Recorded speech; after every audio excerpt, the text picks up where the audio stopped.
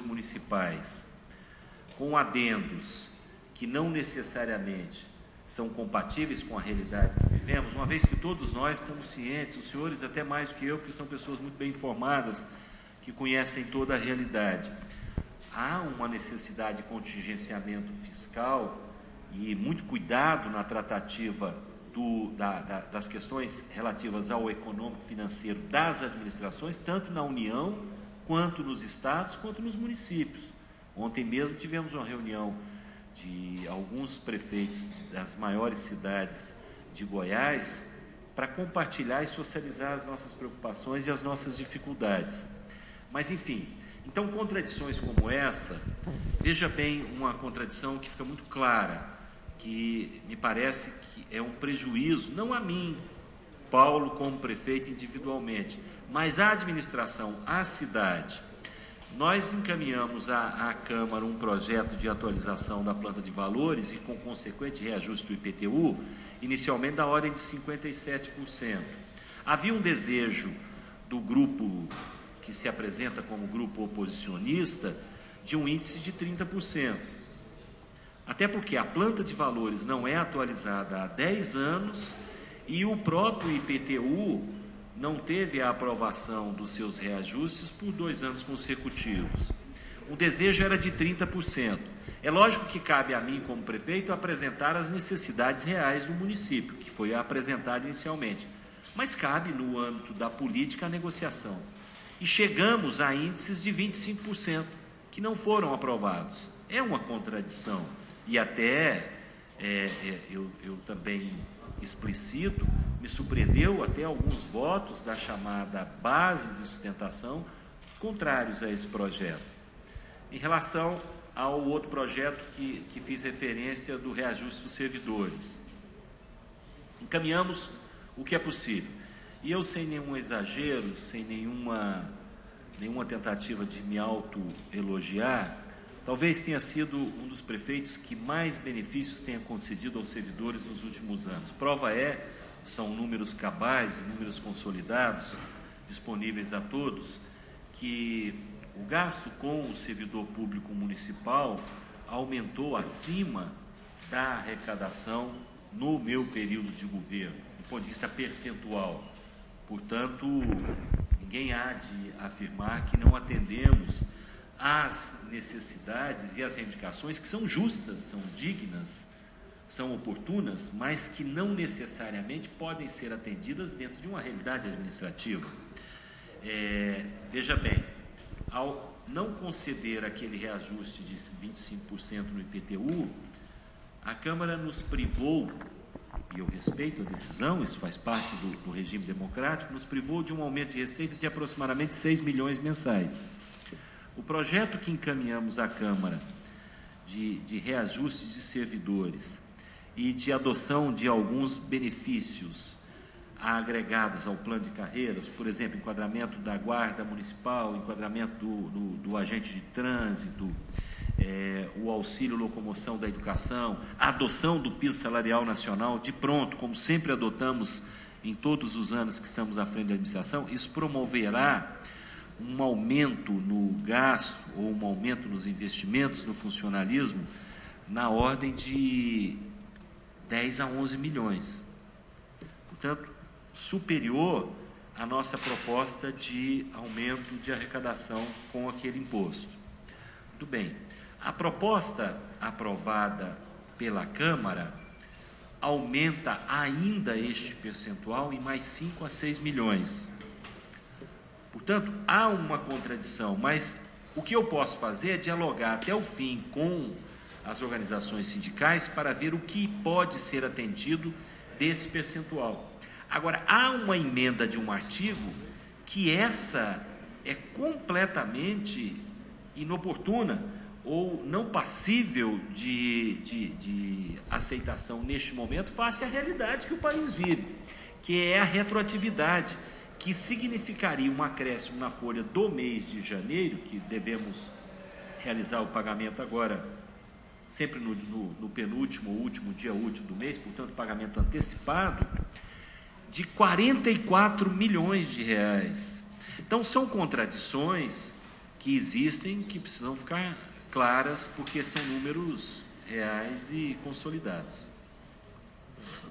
Mirela. Bom, mais uma pergunta. Também, Mirela, a presença aqui, a participação conosco, a colaboração em forma de parceria aqui do Diário de Goiás, o jornal de internet, o portal Diário de Goiás, através da pessoa do jornalista, radialista Altair Tavares, que está transmitindo em vídeo essa entrevista para todo o Estado aí. Bom, agora eu vou fazer a minha pergunta pela Rádio 730 e a Rádio São Francisco.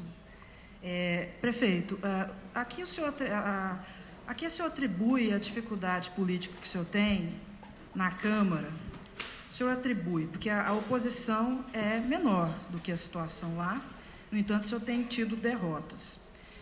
O senhor atribui a uma organização dessa oposição, mesmo que seja pequena, e que houve sim uma contaminação da sua base, né, digamos assim, ou o senhor atribui a influências externas, em que pese, por exemplo, a influência do governo estadual, que teria algum interesse, talvez, em destabilizar a administração do senhor? Obrigado pela pergunta. Sendo muito franco, há todas essas vertentes que você enuncia na sua pergunta. Todas têm parte de influência e, obviamente, há também alguma possível falha da administração no relacionamento. Eu não sou daqueles que acreditam que vivemos um mundo perfeito. Temos defeitos, temos virtudes, mas também cometemos equívocos. Eu não sei exatamente o que você chama de base, mas eu tenho uma convicção, por exemplo, que PT e PMDB não são base, são governo, não é? Fomos eleitos numa aliança para coordenar essa administração, uma aliança vitoriosa na cidade de Goiânia há algum tempo e que é governo. Isso não é base. Base são partidos que se aliam, que não fazem parte da conformação inicial daquele governo, que é mais ampla, naturalmente. Existem diversas contradições. Todas essas que você enumerou interferem de algum modo no funcionamento do Legislativo. Não há dúvida, cada parte delas com os interesses que lhes são peculiares, não é? Você, na sua pergunta, enunciou que o governo estadual interfere de alguma forma com os seus agentes políticos naquela casa. O senhor disse isso é claro, em algumas entrevistas. Eu disse e vocês mesmos noticiaram, diversos veículos de comunicação, quando da eleição da Câmara, noticiaram, e acredito que não há nenhuma prova mais cabal e mais contundente, isso me marcou muito, quando da posse do atual presidente, pessoa merecedora de ocupar aquele cargo, né? É o decano daquela casa. Aliás, ontem eu recebi no gabinete. Marcelo, bom dia. Pessoa extremamente capaz e que tenho certeza que ocupará com muito discernimento a presidência, que é o vereador Anselmo. Mas a primeira fala do vereador Anselmo, quando eleito, foi agradecer a um secretário de Estado e ao governador pelo auxílio na sua eleição. Então, isso foi explicitado, não foi nenhuma criação minha. Eu penso, portanto, respondendo objetivamente a sua pergunta, que todos esses fatores interferem na relação entre o Legislativo e o Executivo, não só na cidade de Goiânia, mas em todo o regime democrático que isso acontece. Convido o jornalista Rafael Vasconcelos, da Paz FM, para fazer seu questionamento ao prefeito Paulo Garcia. Bom dia, prefeito. Parabéns por essa iniciativa de ouvir os jornalistas, isso é muito importante, isso é louvável. Gostaria de saber o seguinte, prefeito, já foi falado muito dessa situação da relação entre PT e PMDB, que dá essa sustentação à Prefeitura de Goiânia, mas eu queria saber a respeito dos problemas enfrentados hoje pela Prefeitura de Goiânia. O que aconteceu que nesses 2 primeiros anos deu errado, pelo menos na avaliação popular, né? Faltam CIMEIs em Goiânia, a saúde vai muito mal, né? Faltam médicos nos CAIs. Qual que é o problema? Qual que é o buraco? Eu fiz um levantamento e eu sei que nos últimos 4 anos a Prefeitura de Goiânia mais que dobrou a folha de pagamento. Uma situação até anormal, né? O senhor acha que esse aumento que o senhor deu lá atrás para os servidores da educação comprometeu o governo do senhor? O que aconteceu de errado?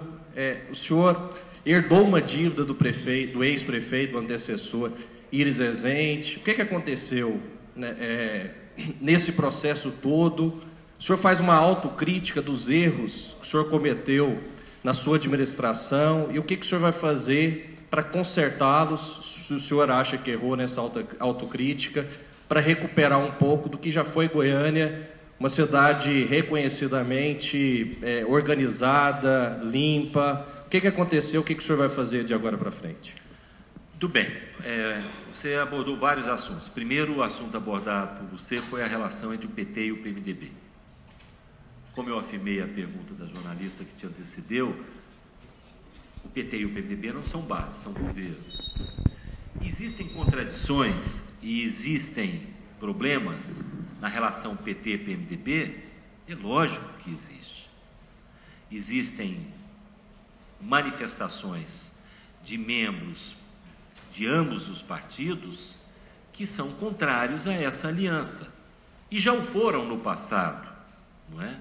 Eu faço parte de um grupo majoritário e acredito que no PMDB também esta é a tendência majoritária, que trabalha dioturnamente pela manutenção e harmonia desta aliança vencedora na cidade de Goiânia por alguns anos, não é? Há, obviamente, algumas manifestações, e até estando nessa casa, eu vou dar um exemplo. Recentemente recebi para discutir a reforma administrativa lá no Paço Municipal, eu fiz um convite a diversos setores para ouvir sugestões da reforma administrativa que apresentaremos à Câmara. Ouvi a mesa diretora eleita da Câmara Municipal, que foi acompanhada do presidente da Comissão de Constituição e Justiça, da CCJ, ouvi o PT, ouvi o PMDB, ouvi o Fórum Empresarial, ouvi o Fórum Sindical, ouvi a base aliada e ouvi o Fórum de Secretários. Portanto, uma manifestação bem ampla da sociedade. Quando da visita do PMDB, estava dentre os membros do PMDB que lá foram, um deputado dessa casa, o deputado José Nelto, que durante todo o período que esteve presente, não esboçou nenhuma manifestação, não falou nenhuma palavra, não fez nenhuma pergunta, nenhuma crítica, nem apresentou nenhuma sugestão. Em resumo, no jargão popular, entrou mudo e saiu calado. Saiu de lá, e isso tem sido uma constante nos veículos de comunicação, tem apresentado críticas contundentes e rotineiras à administração e à relação PT-PMDB. O mais estranho ainda, você veja como política é complexo. Então, para te dizer que, apesar da maioria de ambos os partidos defender essa relação harmônica, existem vozes contrárias em ambos os partidos. Prova é que no último pleito eleitoral não estivemos juntos, apesar do meu posicionamento contrário. Vocês sabem disso, isso foi público. Muito bem. Saindo de lá, o deputado José Nelto, que permaneceu por quase 2 horas mudo e calado, vai a um restaurante da cidade e se encontra com, eu não sei nem se ele ainda trabalha com um jornalista, com o Paulo Bittencourt, que todos nós sabemos que é um jornalista que tem relacionamento e trabalha com a oposição, trabalha com o governo, e fica por 2 horas conversando com esse jornalista.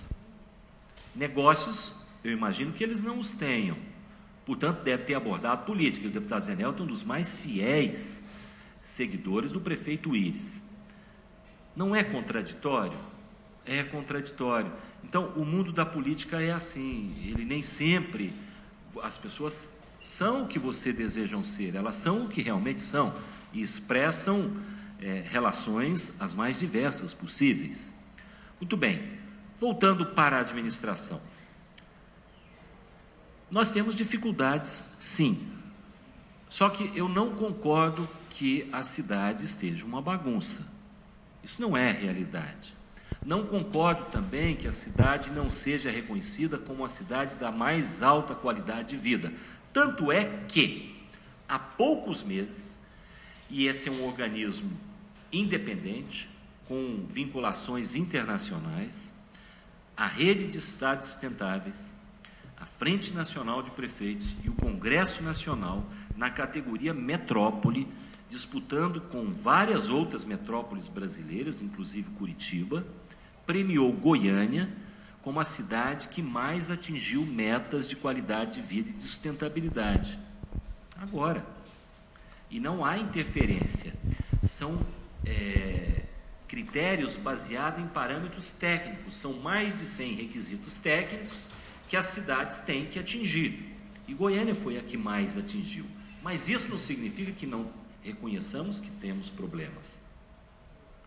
Temos ainda na educação demanda por vaga no chamado ensino infantil, que é de 6 meses a 5 anos de idade, que são as vagas dos Centros Municipais de Educação Infantil. Temos, mas a reduzimos de forma significativa.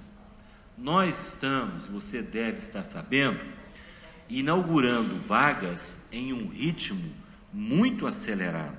Nós chegamos a fazer algo que eu considero histórico na cidade de Goiânia. Inauguramos, no último mês do ano passado, 10 escolas, sendo que dessas 10, 7 eram CIMEIs, em um único dia. Nunca houve antes, parafraseando outro político reconhecidamente muito popular no Brasil, na história da cidade de Goiânia, uma data como essa. 10 novas escolas no mesmo dia. Reduzimos muito, e haveremos de reduzir a 0, como havíamos proposto, no final do nosso mandato, as vagas no CIMEI.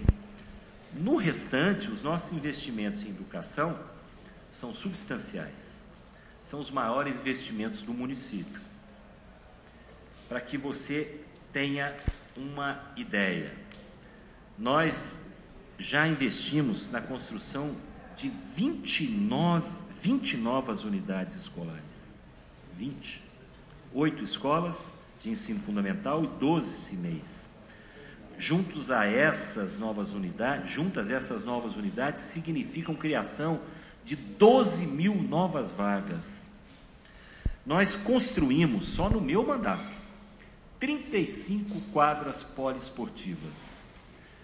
Principalmente, as escolas novas todas são já construídas com esses projetos, mas em escolas antigas que não tinham quadras poliesportivas, que são ferramentas fundamentais num projeto lúdico-pedagógico de qualquer comunidade escolar. Não só da comunidade escolar, mas da comunidade de vizinhança, que utilizam esses espaços para atividades culturais, esportivas, enfim, ou até de reuniões comunitárias. Nós gastamos 12 milhões na reestruturação e na reforma de 121 unidades antigas do município. Nós distribuímos, e nenhuma outra administração distribuiu isso antes, o kit completo de uniforme, inclusive com tênis, para todos os alunos da rede municipal. Isso não existia anteriormente. Portanto, nós investimos muito em educação. Há ainda que avançar? Sem dúvida há o que avançar, mas os investimentos são significativos. E todos nós trabalhamos com pesquisa. Nas pesquisas de satisfação da comunidade, o item educação é o primeiro item de satisfação da comunidade goianiense, em particular os CIMEIs, que trabalham em tempo integral, com toda a assistência às crianças nessa primeira fase da sua formação educacional. Portanto, avanços são necessários, mas eu tenho certeza que os senhores sabem de tudo isso que já foi feito. Na saúde também temos procurado promover modificações no atendimento a algumas demandas. É bem verdade que nós temos problemas. É verdade também que nós temos falta de profissionais, principalmente médicos. Mas não é pela falta de oferta de trabalho aos profissionais e nem por um salário inadequado. Não é. Nós os remuneramos, o senhor pode fazer esse levantamento, da melhor forma entre os municípios goianos. Fui eu que aprovei, pela primeira vez na história da cidade de Goiânia, o plano de cargos e salários da saúde. Até a minha administração, não existia plano de cargos e salários para a saúde. Nós construímos, e eu, para não errar, vou tentar conferir aqui, quantas unidades novas na minha administração. Nós, só na minha administração, construímos 19 novas unidades de saúde no município. 8 centros de saúde da família,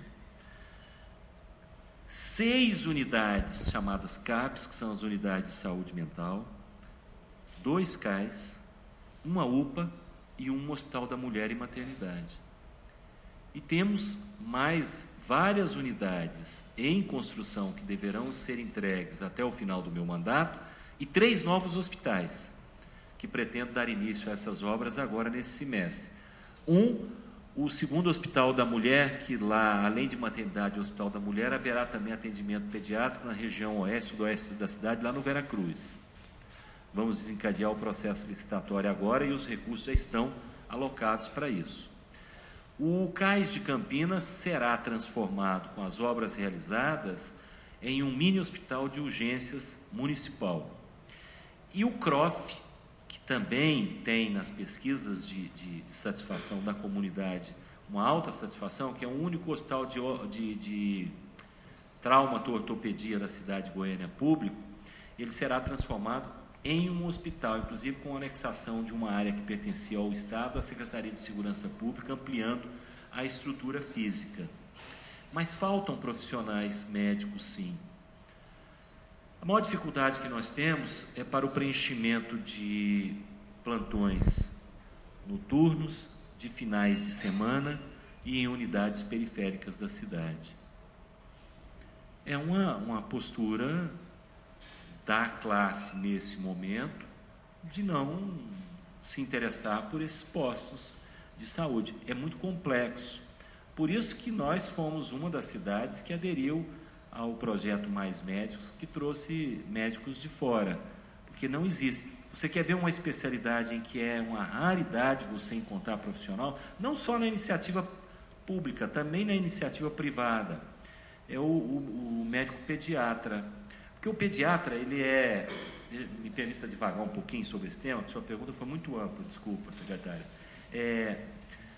O pediatra é o clínico geral da infância e da adolescência, pelo menos da pré-adolescência.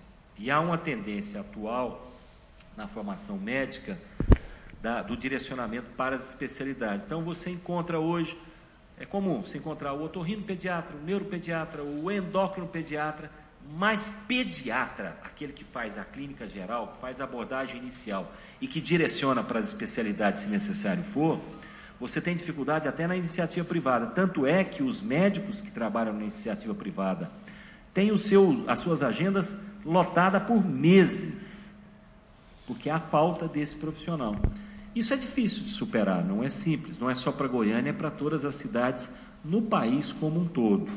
Então, temos investido.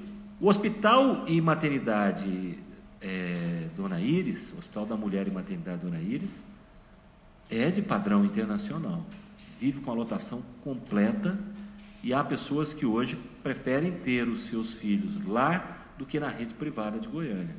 É de uma qualidade tanto de recursos humanos quanto estrutural. E o modelo de gerenciamento daquela unidade, que é uma parceria que eu chamo de PPP público-pública, porque é entre o município de Goiânia e a Universidade Federal de Goiás, é de completo sucesso. E queremos repeti-lo e replicá-lo em outras unidades do município. O novo CAIS do Novo Horizonte, que vários conheceram, é um CAIS em que o atendimento humanizado e digno ao usuário do uso é praticado na realidade. Então, temos nos esforçado muito, mas existe muito a fazer. Existe muito a fazer. Eu não sei se alguns chamam de bagunça as obras. Aí nós precisamos discutir as obras. Por exemplo, até eu convido a todos vocês, vamos fazer uma visita, porque eu ouço muito que o projeto Macambira-Nicuns está parado. Não sei se os senhores já ouviram isso. Eu estou convidando os profissionais da imprensa, e convido a todos, Divino, e ao Clube de Repórter Político, a me acompanhar em uma visita que faremos na quinta-feira. Vocês vão se impressionar com o número de obras já realizadas naquele projeto e as frentes de serviço e a quantidade das frentes de serviço que existem naquela região da cidade. Até eu me impressionei, porque tinha 30 dias que eu não visitava, e nesses últimos 30 dias o volume foi tão grandioso que eu cheguei a fazer uma afirmação que pode ser considerada exagerada por alguns, que é o maior canteiro de obras de qualquer cidade brasileira nos últimos 30 dias. E pouca gente tem notícia dessas obras. Isso é bagunça? Não. Isso é planejamento. Cria transtornos. Por exemplo, a execução do corredor, a execução parcial, não é a execução final, do corredor da 85, que vai interligar o corredor universitário ao da T63, que entra em funcionamento dia 31. Gerou transtornos, gera transtornos.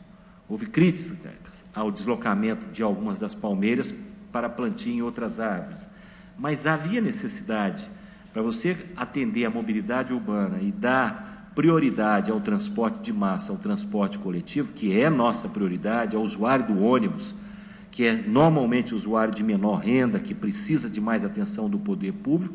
Nós precisávamos promover a criação daquele corredor e a criação de ampliação da caixa asfáltica em alguns setores, e isso necessita do direcionamento ou da recolocação de algumas daquelas plantas que estavam lá em plantio em outras áreas. Então, isso precisa ser discutido, precisa ser abordado de forma ampla. Se isso que é bagunça, se for isso que é bagunça, é uma bagunça intransponível que nós vamos conviver com ela mais ainda. Eu não vou nem continuar na resposta, eu poderia continuar para abordar sobre os corredores e as obras que vamos iniciar agora nesses 30 dias, mas não vou abordar agora, para explicar que são transtornos que devem existir na cidade nesse período de edificação dessas obras. Prefeito Paulo Garcia, eu queria avisar os colegas que o ar-condicionado está ligado. Tá? Está ligado, mas está com certa dificuldade aí. Eu estou sentindo até um arzinho aqui, mas está quente mesmo, mas vamos dar mais um tempo. Agora, eu queria fazer mais uma observação, antes da gente continuar, que é o seguinte: tem muita gente inscrita, então, mais uma vez, colegas, façam uma pergunta, se possível, mais objetiva, para o prefeito poder responder, atender a todo mundo. Tem muita gente ainda para falar. Nós vamos agora para o Samuel Estraioto, da Vinha FM, do Diário de Goiás, mas a gente pode fazer outras rodadas. A gente faz uma pergunta agora e depois a gente faz mais, mas vamos tentar ser sucintos para dar tempo de todo mundo ser atendido aqui para o prefeito Paulo Garcia. Samuel. Bom dia novamente ao prefeito, bom dia a todos os colegas. Prefeito, relacionado ao projeto da database, caminhado para o senhor, gostaria de saber o que o senhor pretende fazer. O senhor pretende vetar o projeto? O senhor não pretende vetar? Caso o senhor vete o projeto, que consequências que isso pode trazer, já que alguns vereadores colocam que poderá derrubar o veto do senhor? E caso o senhor não vete, a prefeitura teria condições, mesmo com as dificuldades, de pagar tudo aquilo que foi colocado no projeto? Com todo o carinho que tem por você e todo o respeito, eu respondi isso já hoje no início. Quando eu fiz a abordagem, eu já direcionei as nossas dificuldades. Eu disse que o projeto encaminhado significava um aumento no gasto com folha de pagamento da ordem de 10 a 11 milhões, que o projeto aprovado pela Câmara Municipal significa um aumento de mais 5, 6, ou talvez nós não temos ainda a projeção definitiva de 7 milhões, e 44 milhões de retroatividade. E disse que o diálogo sobre essa faixa restante, com as forças sindicais, com as representações dos servidores, eu vou manter até o último dia que tenho para me manifestar, que é dia 2 de fevereiro. Agora, que já adianto que a retroatividade, no contexto atual, é algo quase que impossível de ser absorvido pela administração. Eu disse isso textualmente na minha primeira resposta e mantenho. A manifestação definitiva vai se dar na data que tem, para até utilizar esse prazo para dialogar e conseguir chegarmos ao acordo possível. Sobre a derrubada do veto, eu não vou me manifestar, porque eu não costumo manifestar previamente antes que a Câmara se apresente e realize as votações. Tem que ser mais rápido. Ok. Convido o jornalista Eduardo Sartorato, do Tribuna do Planalto, para fazer seu questionamento, que é o prefeito Paulo Garcia.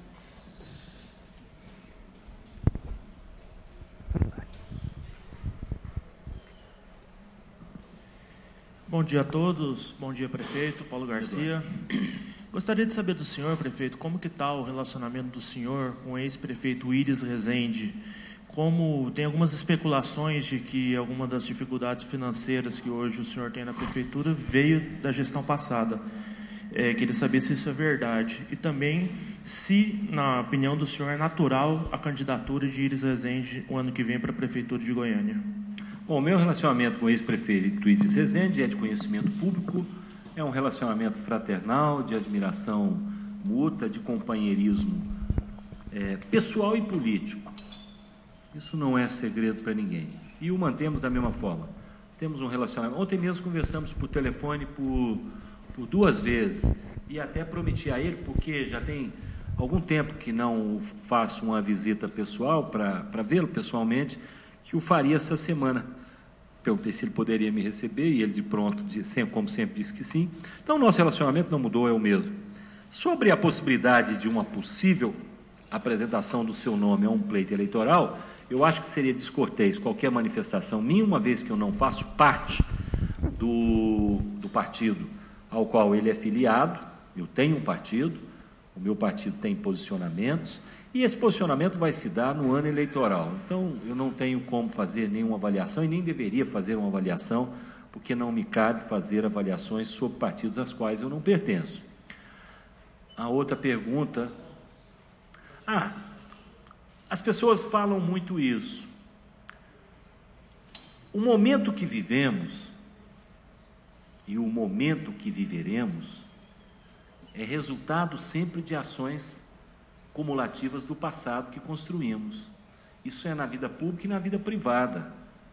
Então, querer dar responsabilidade do ponto de vista penalizador a fatos que antecederam a realidade atual, isso é o que eu penso, na vida pública ou vida privada, é um equívoco, porque eles sempre fazem parte da construção dessa história, e não necessariamente os atos e ações foram consumados ou realizados com o objetivo de criar dificuldades futuras. Não, sempre é com a das melhores intenções.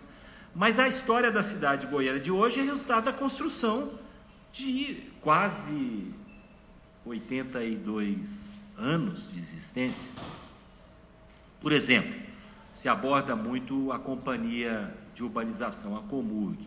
Ela é resultado de anos de projetos gestores, de projetos administrativos, de ampliação, de dubiedade de atividades, alguns altos salários existentes, que são incompatíveis com a realidade, são, do ponto de vista legal, resultado das convenções trabalhistas homologadas pela representação trabalhista federal, pela Delegacia Regional do Trabalho.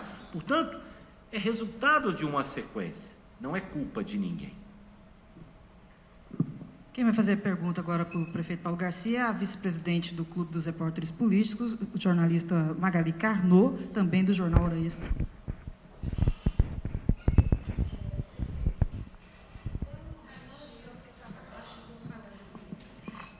Pelo raio-x que o senhor fez agora, da administração do senhor, parece que está tudo muito bem. Tá, muitos cais, muitas escolas, muito tudo. Tá? Parece que quem está errado em tudo é o cidadão que está vendo lixo, está vendo mato, está vendo faltar médicos, tudo. E quem faz esse planejamento para o senhor?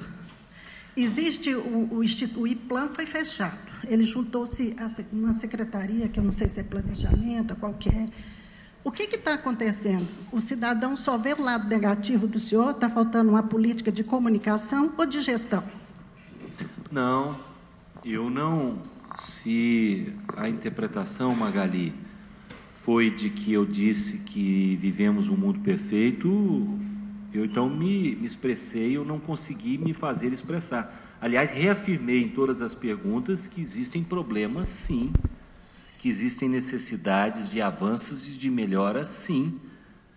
Dei até exemplos da falta de médicos e citei, inclusive, detalhes de especialidades específicas. Expliquei, inclusive, por exemplo, na área da educação, que apesar dos avanços, há falta de vagas no ensino infantil. Reconheço os problemas, sim, os problemas são reais. Agora, sobre a comunicação, nós divulgamos pouco, talvez pela nossa limitação de recursos. E com toda a sinceridade, acho que preciso da parceria dos senhores para veicular o que de positivo existe. Que existem coisas negativas, mas existem coisas positivas também. Planejamento nós trabalhamos com o planejamento. A secretaria que você faz referência, atualmente ela tem a nomenclatura de Secretaria de Desenvolvimento Urbano Sustentável, que é a SENDUZ. O IPLAN foi extinto há muito tempo, mas a política pública de planejamento continua. Tanto é que não se faz a apresentação de uma proposta de uma reforma administrativa sem que haja um planejamento prévio. Esse planejamento é perseguido. E a base do que faremos é o nosso plano de governo. Então, eu não disse em nenhum momento que problemas não existem. Por exemplo, lixo. Vivemos uma grave crise do lixo, real, que superamos sozinhos, sem ajuda de nenhum outro ente da federação, sem um centavo de ajuda. Toda a frota nova que adquirimos foram com muito esforço e com economia do erário, do Tesouro Municipal. Nós compramos e pagamos. Até hoje não tivemos um centavo de auxílio de nenhum outro ente da federação. E superamos a grave crise, consequência de contratos ou que foram rompidos ou que estavam por vencer e da frota que envelheceu. Então não é que eu não vejo os problemas, não vejo e os falo publicamente, mas que existem virtudes, existem realizações, existem avanços, existem também quantidades significativas.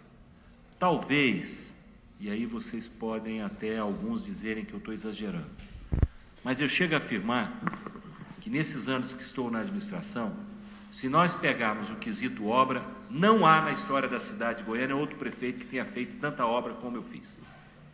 Eu não, a administração municipal. Mas isso não é dizer que a cidade está perfeita e pronta. Mas que é uma cidade boa, reconhecida por quem vem de fora. Mas nós nos acostumamos a uma altíssima qualidade. E a nossa cobrança, que é justa e que tem que ser respeitada, a cada dia se exacerba, nós queremos cada vez mais. A comunidade e nós que administramos também. Mas eu tenho uma convicção que não vou fazer tudo, não é possível fazer tudo. E ainda mais nesse momento econômico mundial que vivenciamos. Vou dar dois exemplos, um internacional e um nacional ocorridos ontem, que me causaram, não sei se é exagero da minha parte, eu tenho uma autocrítica às vezes muito exagerada. Perco muito sono pensando nos problemas que vivencio na administração. Um internacional. O resultado da eleição na Grécia, que foi a eleição de um partido que se contrapõe aos organismos internacionais e os acordos da unidade europeia, que pode agravar mais ainda a crise econômica mundial, com reflexos no país. Não sei se é uma preocupação que foge ao que eu deveria me preocupar, mas traz reflexos, por mais incrível que a gente imagine que não. A cidade de Curitiba, o que aconteceu em Curitiba ontem? A grande maioria dos senhores deve saber disso. Curitiba, que já foi modelo, olha como a história, são dados históricos importantes da gente rememorar numa plateia qualificada como essa. O primeiro eixo exclusivo de transporte coletivo, ou o primeiro BRT, hoje está na moda, todo mundo fala, inclusive eu vou dar ordem de serviço para o início do nosso agora, foi aqui em Goiânia, no eixo Anhanguera. E aquele engenheiro japonês, esqueci. Lá de Curitiba, ocupou cargos na administração, mas esqueci o nome dele. Não, o Lerner é um arquiteto. Veio a Goiânia aprender e levou para Curitiba, e depois Curitiba se tornou modelo do transporte coletivo nacional. E depois Bogotá copiou, e hoje é o grande modelo de BRT, Bogotá, né? O mundo todo. Mas, enfim, o que aconteceu em Curitiba e que me trouxe uma preocupação profunda. Ontem o sistema parou em Curitiba, por insolvência das concessionárias, por dificuldade na relação entre o governo estadual e o governo municipal no fechar as contas, no chegar a um acordo de quem paga o quê. É um regime metropolitano mais ou menos semelhante ao nosso, viu, Marcos Vinícius? E lá tem uma companhia municipal.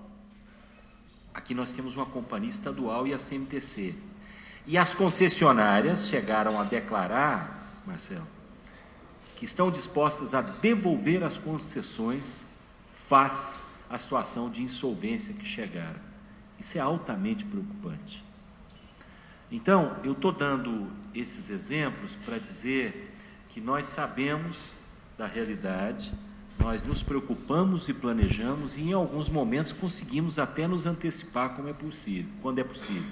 Por exemplo, sobre o transporte coletivo, vislumbrando a possibilidade de um retorno de uma crise no transporte coletivo,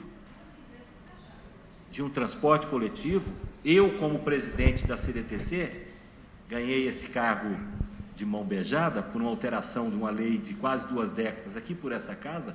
Transferiram a presidência da CDTC, que era ocupada por um secretário de Estado, para o prefeito da cidade de Goiânia. Então me cabe levar adiante. Recebi antes de ontem um relatório preocupante sobre o tema, e vou convocar a Assembleia. E ontem, na reunião que fiz com prefeitos, 2 da região metropolitana estavam, o prefeito de Aparecida, Maguito Vilera, o prefeito de Senador Canedo, Misael de Oliveira, também presente. Já abordei da necessidade de nós nos anteciparmos.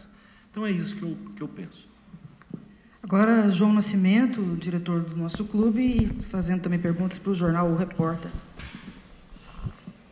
Prefeito, ex-deputado, o senhor tem um olhar especial aqui, ainda continua observando o trabalho do Legislativo Estadual, e também gostaria de saber qual o projeto político do senhor. Perdão, João, eu me distraí, a primeira parte da sua pergunta eu não prestei atenção, desculpa. Se o senhor ainda acompanha aqui o trabalho no Legislativo, que tem uma bancada petista atuante, inclusive elegeu agora uma mulher como uma das mais votadas aí para essa próxima legislatura, e qual o projeto político do senhor? Bom, é evidente que eu, na medida do possível, eu procuro me inteirar do que acontece nessa casa. Se eu estou preocupado agora com os resultados da eleição na Grécia, imagina com os resultados da eleição da Assembleia Legislativa de Goiás. Né? Eu seria não verdadeiro se dissesse que não tento me informar. Tento sim. Projeto político futuro, no momento oportuno, nós vamos explicitá-lo. Penso que agora a minha função é administrar a cidade. Essa é a minha função. Agora, é evidente que toda pessoa que participa da vida pública pode ter 2 opções: deixá-la ou continuar. Eu deixo claro para você que trabalho como se fosse continuar. Convido agora o jornalista Venceslau Pimentel. Até para ter, João, perdão. Perdão, achei que você tinha... Até para ter as 2 opções reais, porque se você não trabalha para continuar, quando chega lá, você só tem a opção de deixar. Eu trabalho para continuar, para quando chegar o momento decidir se continuo na vida pública ou se acredito que a minha contribuição já foi e volto à minha atividade profissional, que é a área médica. Agora sim, Venceslau Pimentel, do jornal Hoje, faz seu questionamento. Bom dia, prefeito. Bom dia, colegas. Venceslau. Tudo bem? Bem. Prefeito, é o seguinte, eu vou fazer aqui um exemplo simplista até, mas só para colocar luz na discussão, sem querer dizer que eu estou com a verdade ou não. Tá, claro. No seio familiar, quando a gente tem um problema que abrange toda a família, a gente reúne pais, irmãos, né, e discute aquele problema. Cada um dá a sua opinião, né, para chegar a uma solução que toda a família concorde. Quando o problema é pessoal, na minha casa, na casa do senhor, na casa de todos, a gente decide, né? A gente tem autonomia de decidir onde a gente deve fazer os ajustes, onde a gente deve cortar, supérfluo, diminuir nos alimentos, mantimentos, outras coisas, né? E eu pergunto isso porque o senhor está fazendo o projeto da reforma administrativa e o senhor, certamente, com a sua equipe, dentro de um planejamento que o senhor disse que ela está sendo feita, né? Que o senhor sabe exatamente onde tem gordura para cortar, né? Onde devem ser feitos ajustes, fusão, extinção ou não, né? Acontece que o senhor abriu espaço para uma discussão com segmentos da sociedade, com a Câmara, né?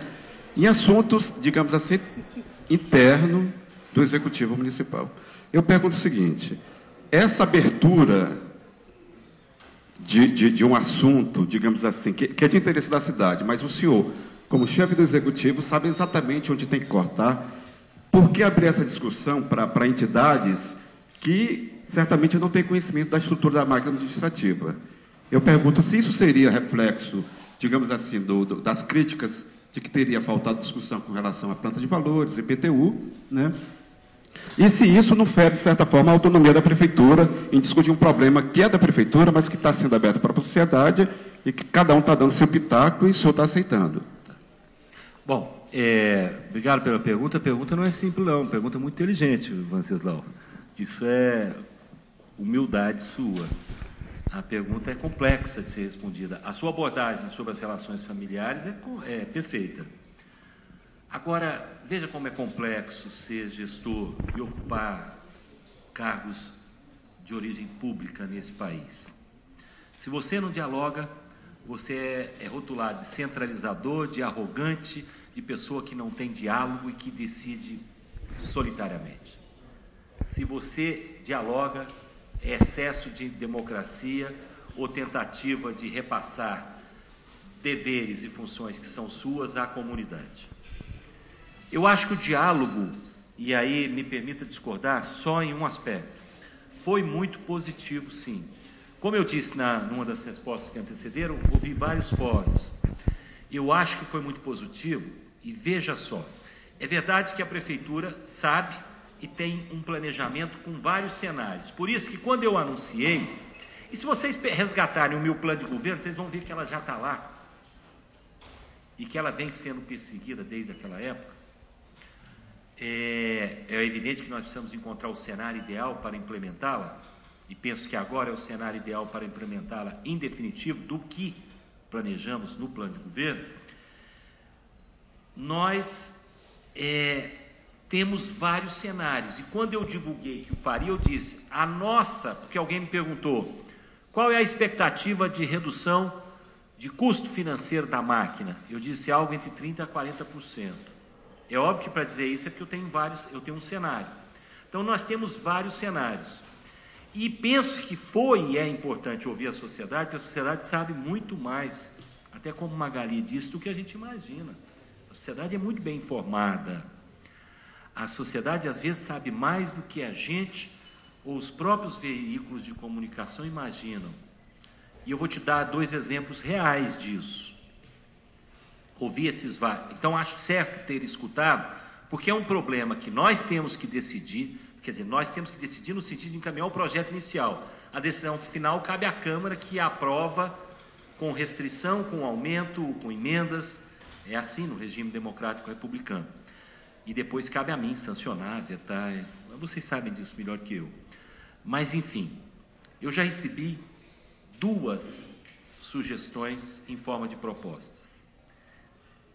E posso lhe afirmar que, com pequenas diferenças, todas as 2 são muito semelhantes ao cenário ideal que nós temos. Então, você veja, assim, te respondendo então de forma objetiva, eu acho que foi correto ouvir, foi importante, até para consolidar um projeto que dê uma resposta mais próxima do desejo da sociedade. Jornalista Mônica Parreira, do site A Redação. Bom dia aos colegas. Bom dia, prefeito. Está quente e vocês, na grande maioria, não estão sendo obrigados a usar paletó. Aliás, eu, voltando à Grécia, achei muito interessante que eu não gosto de usar gravata. Não sei se vocês já perceberam, deve ter percebido, vocês percebem tudo. Mas diz que esse primeiro-ministro novo da Grécia não usa gravata em hora nenhuma. Inclusive, na audiência com o Papa, foi considerado uma gafe, ele foi sem gravata, mas ele não gosta. E eu também não gosto de paletó. Mas estou me comportando aqui, porque a plateia é muito importante, mas o calor está insuportável, Marcelo. Eu estou transpirando aqui. Olha, Posso tirar? Mas agora eu vou cuidar um pouco da minha imagem, vou ficar feio, que vocês estão filmando e fotografando, eu vou ficar todo suado nas fotos. Agora eu vou ficar sofrendo até o fim. Os técnicos, prefeito da Assembleia, estão resolvendo aí, mas é porque hoje, infelizmente, deu esse probleminha. Está todo mundo, né, muito calor, mas vamos perseverar aqui, porque a entrevista é importante. O que acontece? Bom dia, prefeito. Bom dia. Eu gostaria de tratar dois assuntos com o senhor, que é até uma resposta para a sociedade. Pois não. Se nesse meio tempo o senhor já tem um dado concreto sobre o que mudou no trânsito e na melhoria do transporte público ali no corredor da 85, se o senhor tem dados concretos sobre isso. E um segundo assunto é que o senhor comentou sobre uma Macambira Nicuns que está impressionado com as obras. O senhor tem algum tipo de cronograma para apresentar para a gente sobre isso? Obrigada. Obrigada a você pela pergunta. Começando pelo fim, para não esquecer. Macambira Nicuns, até abril nós vamos entregar 3 novos equipamentos públicos, sendo que 2 são de saúde e 1 é da educação, até abril. 1 no rodoviário Cidade Jardim, 1 ali perto do São Francisco. Li hoje sobre o bairro, alguém me fez no Twitter um questionamento, fugiu o nome do bairro, mas enfim, ali na região do bairro São Francisco, na divisa, na pracinha. E o terceiro, esqueci, mas vou olhar aqui. Faz o favor de olhar para mim onde são. Então, até abril, 3 novas unidades. Estruturas asfálticas de novas avenidas, algumas já estão prontas e entregues. E na visita de quinta-feira eu vou mostrar para vocês uma nova avenida, que é cria um novo corredor, que eu não sei se já foi imprimado, estava na fase final de terraplanagem quando eu visitei há uns 10 dias atrás. Então tem muita obra já pronta. As obras de infraestrutura, por exemplo, eu vejo constantemente críticas ao Parque Cascavel, que são pertinentes, sobre o assoreamento lá no lago. Aquilo lá é resultado de uma obra construída com falhas estruturais, do ponto de vista de infraestrutura de drenagem, de administrações anteriores. Erro de cálculo, não é culpa dos prefeitos que me antecederam, ele não executa como eu a obra. Lá no Macambira Nicuns, nós estamos fazendo preventivamente uma reestruturação de toda a drenagem do Bernardo Ellis, que está ali perto do Celina Parque, do Novo Horizonte. Vocês vão ver, se me acompanharem na visita, o tamanho da obra de drenagem que foi feito no Macambira Nicuns, até para preservar perenemente para a eternidade, se a eternidade existe, esse leito hídrico. Estes trechos que estão sendo construídos, o trecho 1, o trecho 3 e o parque ambiental, tem prazo de execução até início do próximo ano. Agora, toda a obra do Macambira Nicuns é obra para 2, 3 administrações. Eu sempre disse isso, não é uma obra para ser realizada, sem atrasos. Com os atrasos que vocês sabem que nós convivemos, quando da desistência do contrato da empresa ganhadora, nós tivemos que licitar de novo, foi isso que parou a obra. E não é falta de dinheiro, porque lá não falta dinheiro, os recursos são internacionais, é um financiamento do BID. Fez a obra, realizou, mediu, entregou a nota fiscal, recebe. Então, era por uma decisão administrativa da empresa, né? Enfim, então, esses são os cronogramas, não sei se respondi tudo. Do corredor 85 nós ainda não temos nenhum resultado, nós temos expectativas, ele não está implantado ainda, ele está na fase final de execução das obras civis e de sinalização. Ele passa a entrar em funcionamento no sábado, dia 31. Aí é que nós vamos ter as mensurações. Mas eu já tenho um certo calejamento com essas obras. Eu tive a oportunidade de introduzir o da Avenida Universitária e o da T63.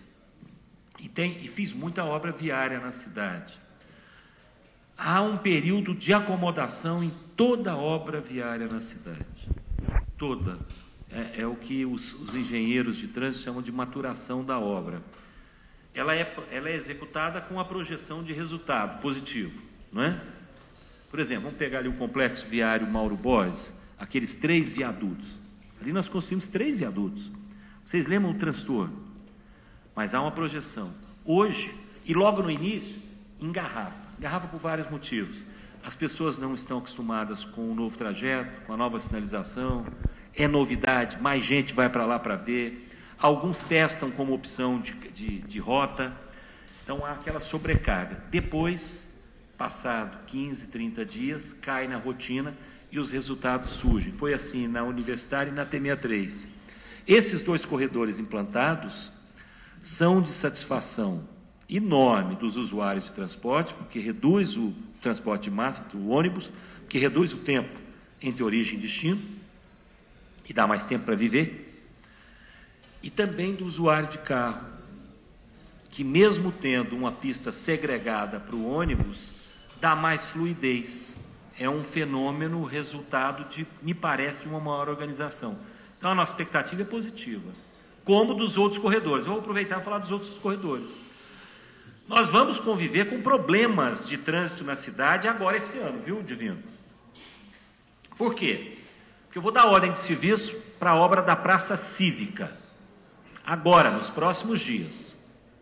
Vocês sabem que o projeto da Praça Cívica nos foi cedido pelo Estado e nós o apresentamos no Pacto Cidade Histórica e conseguimos os recursos para executar a obra. Ela foi listada, todo esse rito que tem que ser perseguido, e agora nós vamos dar ordem de serviço. Há transtornos quando se executa uma obra, mas vai ficar belíssimo, que é uma restauração e uma devolução daquele espaço de convivência à cidade goiana, que é um marco histórico da cidade. Ali vai se transformar num bulevar, mas acaba o estacionamento ali, não é mais para utilização inadequada de estacionamento naquela área que é uma área de praça. Transtorno? Transtorno. Vamos dar ordem de serviço para o corredor T7. O corredor T7 começa ali na Dona Gersina, que é a antiga Rua 26, sai da Praça Cívica e vai terminar no Terminal Bandeira. 1 ano de obra nesse trajeto inteiro até ser executado. É mais transtorno. O BRT, que cruza a cidade inteira, vou dar ordem de serviço agora, inclusive cruza a região da Praça Cívica. Você quer ver outra? Olha como tudo confluindo, tudo obras naquela região. Praça Cívica, T7, 85 está sendo executado e BRT. Então nós temos que estar, e aí eu dependo muito dos senhores. Nós vamos tentar comunicar, mas os senhores são um veículo fundamental para informar que esses transtornos vão existir até a execução dessa infinidade de obras que vai melhorar em muito a mobilidade e principalmente vai melhorar para o usuário do ônibus. BRT, previsão de contrato, 18 meses. Portanto, se dermos início a ela nesse próximo mês, como desejamos, vamos encerrá-la no meu mandato. 85 eu já disse que essa fase preliminar entregamos no sábado. A Praça Cívica nós acreditamos que seja uma obra de aproximadamente 8 meses de execução, porque tem muito cuidado de restauro, tem a fiscalização constante do IFAM. Ali é uma peça histórica da cidade, tem que ser feito com muita cautela, né? Porque há tombamentos que são intocáveis. O outro qual é que eu falei? T7. T7 nós acreditamos que no máximo 12 meses. A empresa fala que vai fazer em 6, mas como eu estou acostumado a ouvir 6 e jogo sempre o dobro, eu falo 12. E tem os outros corredores, que eu pretendo iniciar todos na minha administração. Mas esses eu vou dar início agora, nos próximos 30 dias, a todas essas obras. Agora faz o questionamento a jornalista Liliane Bueno, da TV Serra Dourada. Bom dia, prefeito. Bom dia. Prefeito, desde já eu peço desculpas caso o que eu vá perguntar já tenha sido dito antes, que nós chegamos um pouquinho. Eu queria saber duas questões com o senhor de forma bem objetiva. Como está a relação com o senhor com o Legislativo? E como é que está a questão das creches que fecharam pela questão daquela falta de repasse? Não são creches. Eu tive notícias ontem que alguns 6 estão querendo fechar. Poucos. Alguns até são ligados a alguma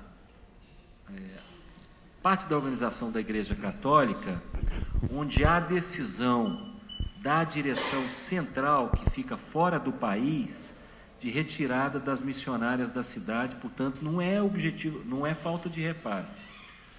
A parte do repasse que deveria ser feito já foi pela Secretaria de Educação. Então, isso, penso, está superado. Mas nós não temos... Os 6 são diferentes dos CIMEIs. Os CIMEIs são nossos, são próprios, são aparelhos públicos, municipais, administrados, controlados, tudo é nosso. Os 6 são convênios, em que há necessidade da permanência do interesse da outra parte conveniada, que às vezes desiste do projeto, não quer dar continuidade. Normalmente são entidades filantrópicas, ligadas a algum segmento religioso, seja católico, evangélico, espírita, algumas organizações não governamentais, mas eles são em menor número, e também em menor número de alunos. É mais uma contribuição do município com essas entidades que dá um resultado positivo para a cidade. Mas nós não temos como obrigá-las a continuar. Por exemplo, eu recebi essa madre que nos afirmou que a superiora, que eu não me lembro mais se é francesa ou alemã, decidiu levar a congregação para um outro local do país onde o índice de pobreza é maior. Isso foge ao nosso controle, né?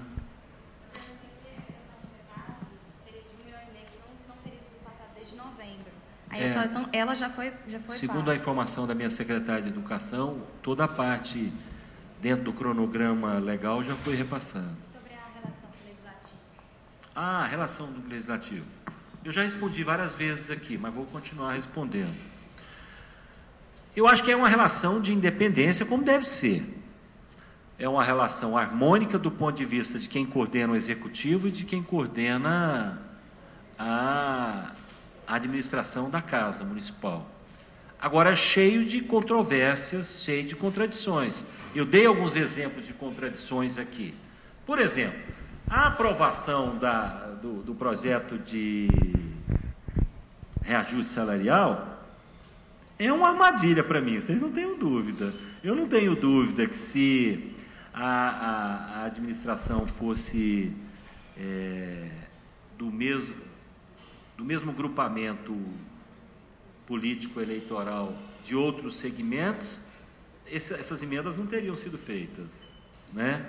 É porque nós não somos do mesmo grupamento político. São emendas que é uma armadilha para mim, é para me colocar numa situação difícil com os servidores, porque, por exemplo, eu veto alguma parte, as reivindicações que são justas e são necessárias. Todo trabalhador tem necessidade de melhoria. Quem vai ficar com um posicionamento intrigante nessa relação sou eu, não é?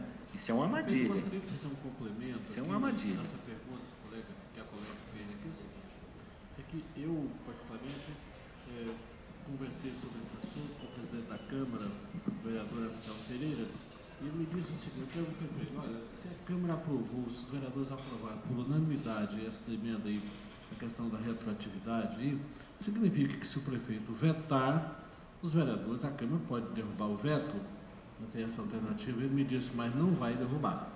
Então, diante dessa colocação dele, de que se a Câmara aprovou por unanimidade as emendas, mas que não derruba o veto, mantém o veto do senhor, caso o senhor assim proceda, eu pergunto ao senhor, os vereadores não estariam jogando apenas para a plateia ao aprovar essas emendas, não?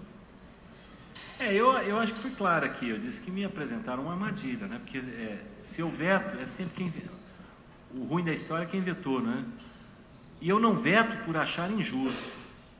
Eu não veto porque posso fazer e não o faço. Não. Se pudesse... Aliás, alguém me fez uma pergunta se gastei muito com servidores. Essa é uma das maiores alegrias que eu tenho, é ter investido no servidor público. Isso faz parte da base do que eu acredito na política, de dar voz e dar dignidade à classe trabalhadora. Então, não me arrependo em nada que eu possa conceder ao servidor. Nada. Pelo contrário, me arrependo de não ter podido fazer mais. Por exemplo, agora, é praticamente impossível conceder a retroatividade, mas vai sobrar para mim, então, principalmente depois do seu relato, a pecha do ruim da história, né? Foi o prefeito que vetou. Mas todo mundo sabe que os recursos não são suficientes para isso. Marcelo Heleno, da Rádio Aliança. Bom dia, prefeito. Bom dia, colegas. Bom dia, Marcelo. Queria que o senhor complementasse a pauta, a visita lá a Macambira e a visita ao prefeito Iris Rezende, data e local, para a gente estar junto com o senhor acompanhando. Não entendi, desculpa. Pudesse, o dia? A visita ao Macambira é quinta-feira. O horário, me disse o meu secretário de comunicação, que o início será às 10 horas para a gente percorrer todas as frentes de serviço.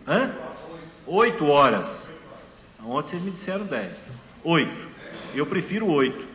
8 e vai durar no máximo 1 hora, porque é muito longo o trajeto. Vou mostrar tudo para vocês. Então, 8 horas. A nossa intenção, a minha sugestão, não sei se está confirmada, é marcar o ponto de encontro. Ali, vocês sabem, tem uma igreja evangélica chamada Rocha Viva, numa das avenidas que nós construímos, que faz parte do Macambira Nicuns, que é a Avenida Independência, chegando na Nadra Bufaisel, ali no Faisalville. Ali é o ponto inicial de encontro, 8 horas da manhã de quinta-feira. Agora, a visita ao ex-prefeito Iris Rezende não é uma visita de prefeito, não é uma agenda pública, é uma agenda privada. O Paulo Garcia vai visitar o Iris. Então, como somos homens públicos, estamos acostumados a ser abordados em qualquer lugar, e assim deve ser. Mas primeiro que não tem data e horário marcado, e normalmente é assim. Vou dizer como é que é, com essas visitas pessoais que eu faço a ele. Digamos que eu saio daqui e saio antecipado, na minha agenda em meia hora. Eu ligo para ele e falo: prefeito, onde o senhor está? Eu chamo ele de prefeito. Ele fala: eu estou aqui, não sei aonde. Posso ir aí? Ele falou: vem agora. Aí eu saio e vou. Tá. Então não estou escondendo o jogo, não tem agenda marcada. Mas eu tenho a vontade de visitá-lo essa semana. Estou com saudade dele. Tá. Mas é pessoal, não é política, não. Mas se o senhor quiser, eu vou junto. Eu faço questão. Agora... Você está me parecendo... Me perdoe lembrar de um outro assunto, Marcelo, antes da sua pergunta. Tem hora que me acusa de brincar, mas não é brincadeira, é que a gente... tem coisas que são reais e parece brincadeira. Não sei se vocês viram no Twitter ontem, o procurador Hélio Telho, e eu abordei com seriedade o posicionamento dele, porque eu disse que tinha recebido, naquele momento que eu tuitei, já 2 vereadores, depois recebi mais, que recebi o presidente Anselmo, o vereador Denício, ao longo do dia, o vereador Paulo Magalhães.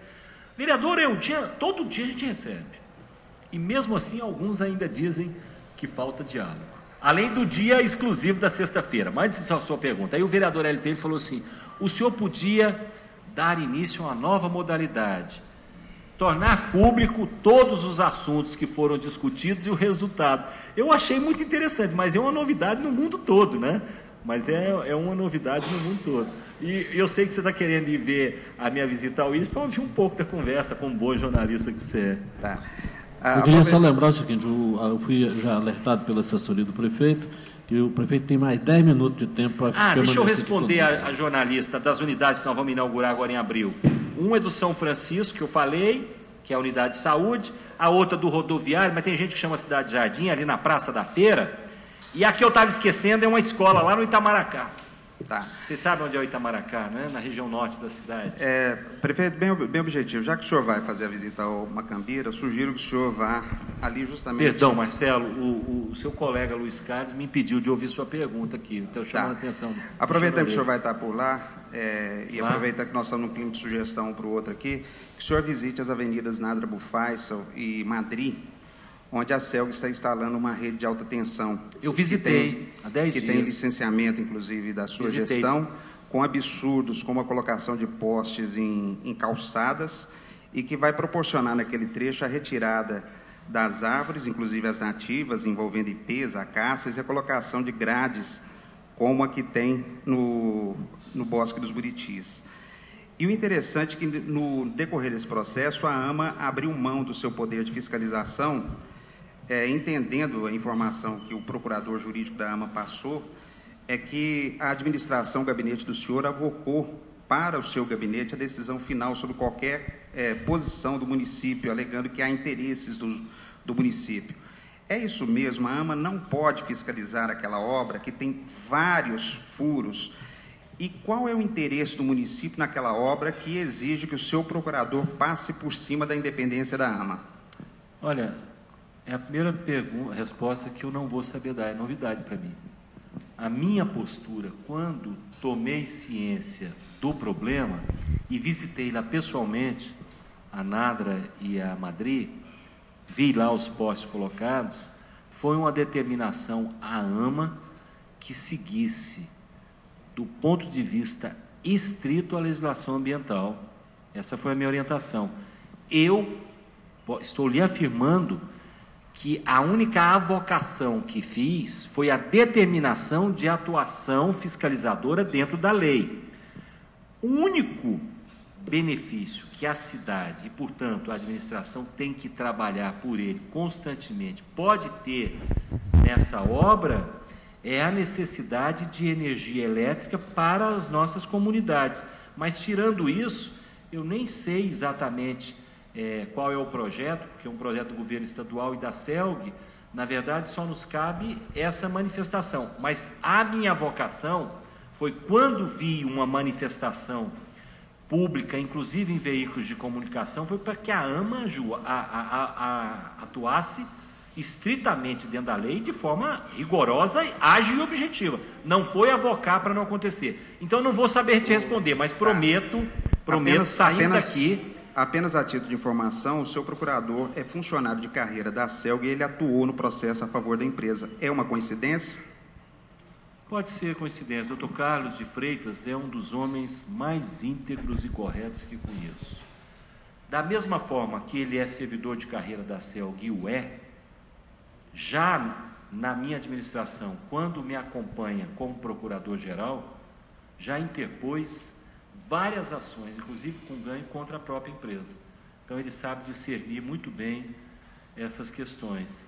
Acho que é coincidência. Mas eu prometo, Marcelo, me inteirar, viu, Luiz? Me lembre disso hoje no período da tarde. Eu vou me pedir esse processo, saber se realmente aconteceu essa avocação física do processo pela parte do gabinete do prefeito. Minha memória anda falhando já, mas ela falha pouco. Eu não me lembro de ter avocado esse processo para o meu gabinete, não. Não me lembro.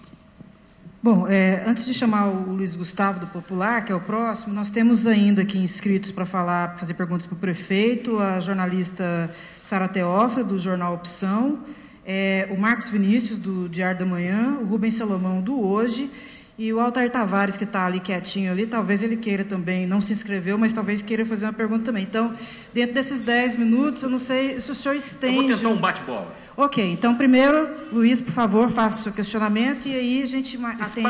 Para não atrapalhar o Luiz e não atrapalhar os que vem, aproveitar que eu ainda não dei os parabéns, e se todos não deram, hoje é aniversário do Marclay, parabenizá-lo, desejar muita saúde, muita felicidade. É por isso que você recebeu aquele abraço tão afetuoso de uma das jornalistas quando eu cheguei, agora que eu compreendi. Tá bom. Olá, prefeito. Parabéns, Marclay. É o seguinte, considerando a maioria de oposição na Câmara, o senhor disse de duas propostas recebidas bem próximas do cenário que o senhor avalia. Uma delas, eu suponho, seja a do presidente da Câmara, Anselmo. Na mesa diretora. Isso mesmo. E isso não dá um tom, levando em conta, por exemplo, a formação de supersecretarias da reforma estadual, que foi aplicada pelo governador Marconi? Não. Deixa eu dizer uma coisa para você, Luiz, não é? Luiz a Gustavo. nossa está pronta muito antes da execução do governador Marconi. O ambiente político e o time político do envio do projeto é que foi perdido por nós. Nós já deveríamos tê-lo mandado em junho, julho do ano passado, mas não conseguimos. Podem haver coincidências, mas é uma coincidência que permeia o país inteiro, que é a necessidade, face à crise econômica e à obrigatoriedade do contingenciamento fiscal que o mundo está vivendo, o Brasil, por consequência, os estados e o município, que todo gestor responsável está fazendo. Então, não é tese conceitual de nenhum grupamento político partidário, não é uma tese neoliberal, nem é uma tese de esquerda, é uma necessidade administrativa de redução das máquinas organizacionais públicas no país. É pura coincidência. Não é? A coincidência aí, se existisse, é da parte deles, porque a nossa está pronta e foi ele que me entregou depois, não fui eu que entreguei e coincidiu com a dele. Sara Teófilo, do Jornal Opção. Mas isso é só um... Não tem importância também se houver coincidência, não. Eu não tenho preconceitos insuperáveis de fazer algo de bom se o outro tiver feito antes de mim, não. Não acho que sou dono da verdade. Estou falando com toda seriedade e com humildade nesse aspecto. Não, mas não há isso, não. Mas se fosse, também não tinha problema, não. Pois não, desculpa. Bom dia a todos, bom dia, prefeito. Eu sei que o senhor falou rapidinho um pouco já desse assunto, agora há pouco, mas eu queria que o senhor falasse de forma específica quanto à sucessão, né? Quanto à prefeitura em 2016, que o PRP disse ontem que já tem conversado com o PMDB quanto à possibilidade de uma aliança entre o Íris e o Cajuru. E eu queria saber se o senhor tem conversado a respeito disso com o Íris, qual que é a possibilidade disso acontecer mesmo, né? E o PT onde fica nessa história? Tá, essa é a segunda novidade. A primeira foi o Marcelo do projeto, que eu não sabia. Essa composição também é a primeira vez que escuto, nunca tinha escutado. Pode ser que eu esteja muito dedicado à administração e tenha me faltado, isso pode já ter sido divulgado e eu não vi, mas eu nunca tinha escutado. Não, eu não estou conversando sobre esse tema. Eu disse isso aqui, eu não acho que é hora. Agora, a minha tese, ela é pública, de manutenção da aliança do PT com o PMDB. Eu sou defensor dessa tese, que ainda hoje é majoritária, mesmo com os discordantes. Eu citei exemplos até objetivos discordantes aqui, nos dois partidos existem, mas a minha tese é da permanência da aliança. Mas eu só vou discutir isso no momento oportuno. Agora, sem nenhuma soberba, pode escrever, nós vamos fazer a sucessão. Estou falando hoje. Mas o que o senhor quer dizer com isso? Que nós vamos eleger o sucessor ou a sucessora do nosso campo. Quando o senhor fala em a sucessora... É porque pode ser homem ou mulher. Nós temos homens e mulheres capacitados. Uma mulher do PT, Adriana Corsa. Nossa, tem várias mulheres capacitadas, tanto no PT como no PMDB. Não vou citar nomes, até porque vocês sabem que isso é jogar lenha na fogueira. Vocês são experientes, né? Mas tem vários, em todos os dois partidos, homens e mulheres preparados. E quando eu digo, olha só, você vê como é difícil, Mirelle. Se você usa só o termo, vou fazer meu sucessor, a posição é machista, a posição é de não realce e defesa da capacidade da mulher. Se eu cito sucessor e sucessora, e vocês podem ver, toda vez eu falo bom dia a todos e a todas, aí se eu cito, vocês estão dizendo, já está pensando numa mulher. Não, é porque tem homem e tem mulher preparado para ser. E o melhor na época será. Agora, ou a melhor na época será. Marcos Vinícius, do Diário da Manhã. Bom dia, prefeito. Bom dia, colegas. Prefeito, o senhor falou em coincidências e o nosso presidente, Vinolavo, falou em jogar para a plateia. Bom, o IPTU de Goiânia é menor, mais barato, quer que seja, do que o de Aparecida.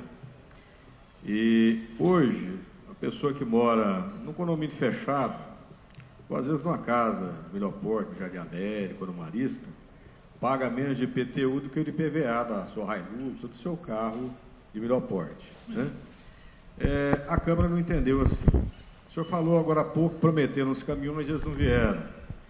O senhor lembrou que tem um secretário, aí parafraseando o governador Marcondes Perillo, quando começaram a interferir no governo dele, falou assim, ó, quem quiser interferir, que se candidate a governador e faça a reforma que quiser. Tem muita gente jogando para a plateia em Goiânia, a gente atrapalhando a administração de Goiânia. Essa é uma pergunta. A segunda é que o país vive hoje um problema muito sério, que é a crise hídrica. Falta água em São Paulo, coincidentemente o governo é do PSDB. Há um problema sério também de água no Rio de Janeiro e em Belo Horizonte. O senhor se preocupa com a questão hídrica em Goiás? O senhor já chegou a conversar com a Saneago? O governo do Estado se manifestou em relação a isso? Porque, eu estou dizendo isso porque a ET do Meia Ponte até hoje não ficou pronta. Tem 20 anos que esse negócio está aí construindo. A barragem do João Leite até hoje ainda não está pronta a sequência dela. A questão hídrica preocupa o governo municipal também? Preocupa sim, Márcio. Isso, pergunta muito apropriada. E vou te dar um exemplo objetivo da nossa preocupação, da administração e minha pessoalmente.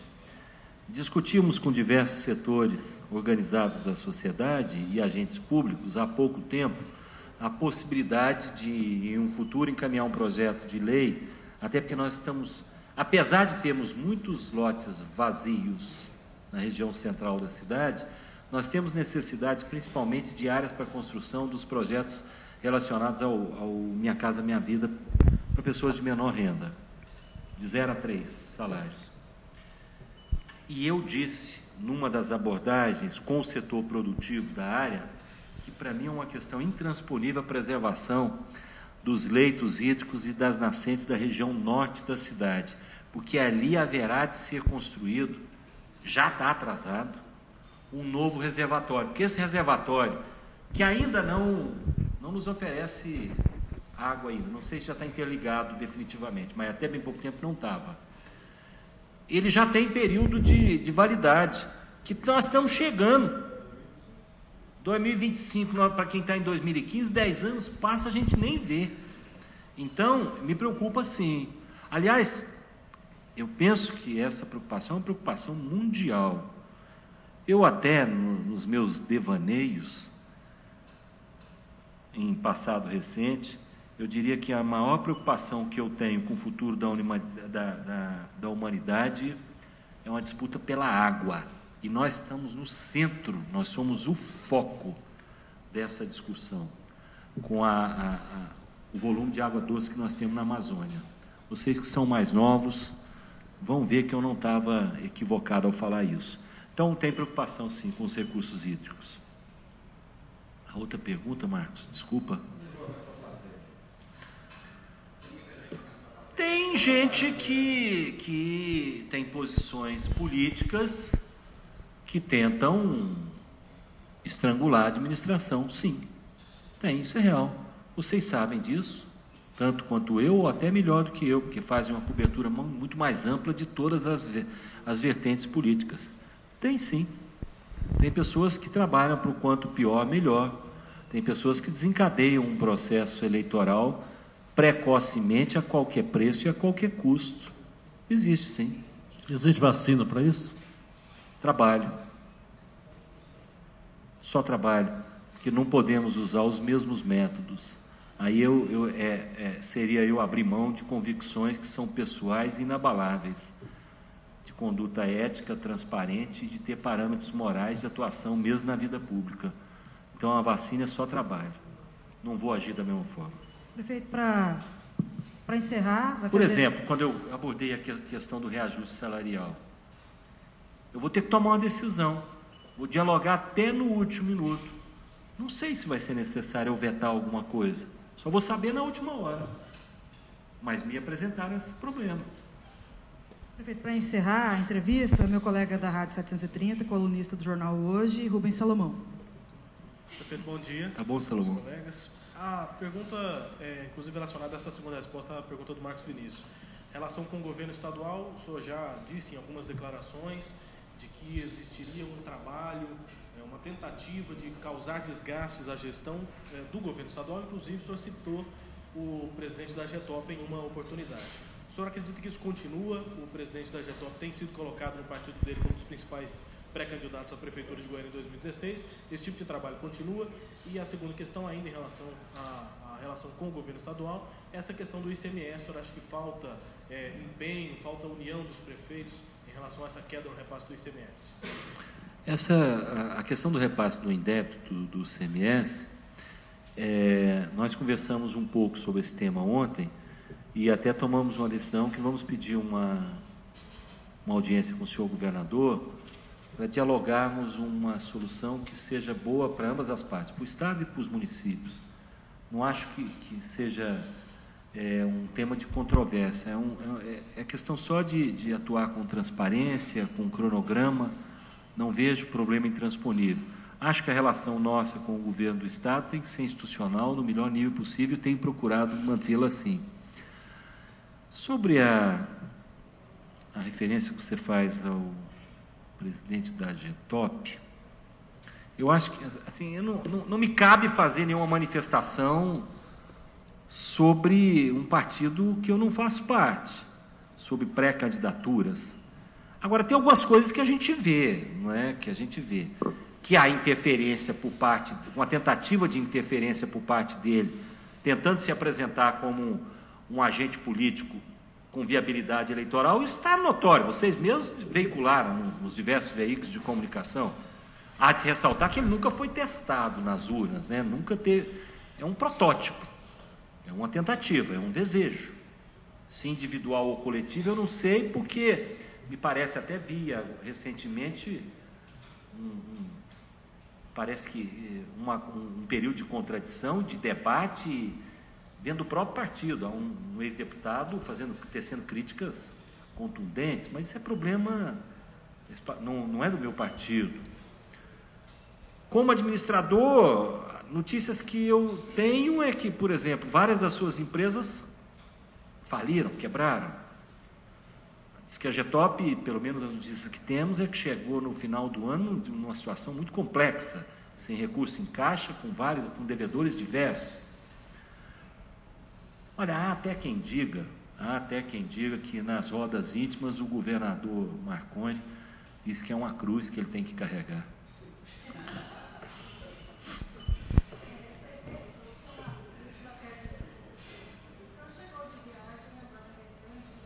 Tive 4 dias aprovados de férias pela Câmara.